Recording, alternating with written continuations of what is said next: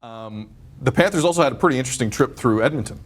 Yeah. Matt Hendricks, we showed you the hit yesterday on Aaron Ekblad. After we went off air last night, I guess a couple hours after we went off air, National Hockey League suspended Edmonton's Matt Hendricks 3 games for the hit from behind on Aaron Ekblad that was not called a penalty. And Tim, I find it interesting when a play is not called on the ice and it's 3 games, not 1, not 2, not a fine.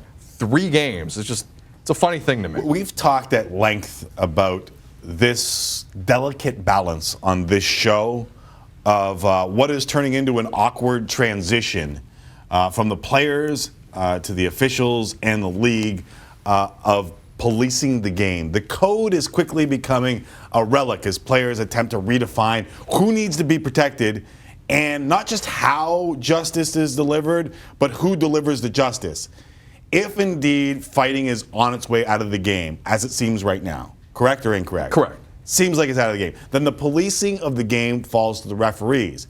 But the Matt Hendricks suspension is the latest example of how the system is failing the game right now. His act of retribution in most people's mind, right? Yeah. Like that was retribution. Went unpenalized on the ice. In fact, of the 14 suspensions levied this season, 14 of them, 6 of them went unpenalized in the game.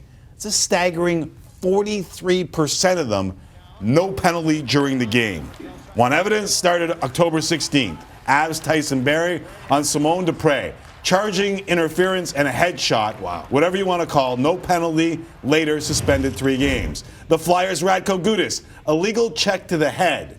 May have been tough to see live on the replay, flying elbow to the face. That's fair. No penalty on the play. 3 game suspension upon further review. 4 guys must have missed Max Talbot on Yuri Tolusti right about here. Boom. No penalty, but Max Talbot had never been suspended before, so he got just 2 games for a blindside headshot. Most of us saw Brad Marchand. Can't say he hasn't been suspended before. The consensus dirty Lowbridge from one of the most watched players in the game. No penalty in the game. Led to a near out-of-control game, led to Marchand getting a 3-game suspension upon further review. The Caps' Zach Sill hit Adam McQuaid from behind. Neither arm raised on the ice from the officials. After looking at it, Sill got 2 games. And finally, after Taylor Hall was drilled by Eric Goodbranson, Matt Hendricks got physical with one of the Panthers' young stars, and Ekblad.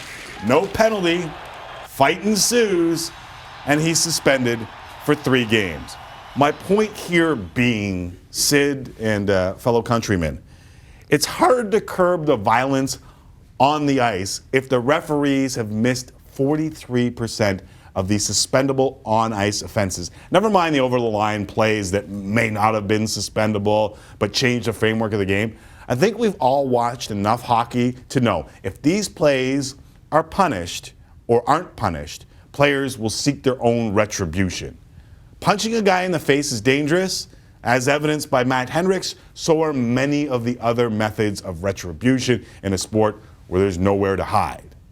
So if the referees are now in charge of policing the game, are they failing the sport miserably right now? Like that's. I mean, if I'm gonna frame it all in a nutshell, are we letting the referees police the game? And if so, are these things proof that they're not doing a really good job right now? I think some of what you just saw, nice job with that, by the way, some of what you just saw was so fast. Yeah. I don't blame the guys on the ice. The 2 guys who missed Brad Marchand and Borowiecki should be fired immediately. Because that guy's got a rep. That's in plain sight. Mm-hmm. He didn't have the puck. And I don't know what the hell they're looking at. So in certain instances there, it's infuriating, but there are a couple where I get it. I get it. Fastest sport in 2 feet. I get it. But you think that I'll give them a pass on 2. Not 43%. No, not 43%. I'm not saying 43%. There's just a couple there. The number last year where unpenalized on the ice, suspended after, 9. And I realize that some of them come because if you miss the call on the ice, you want to get it right. Yeah. And you overcompensate a little bit.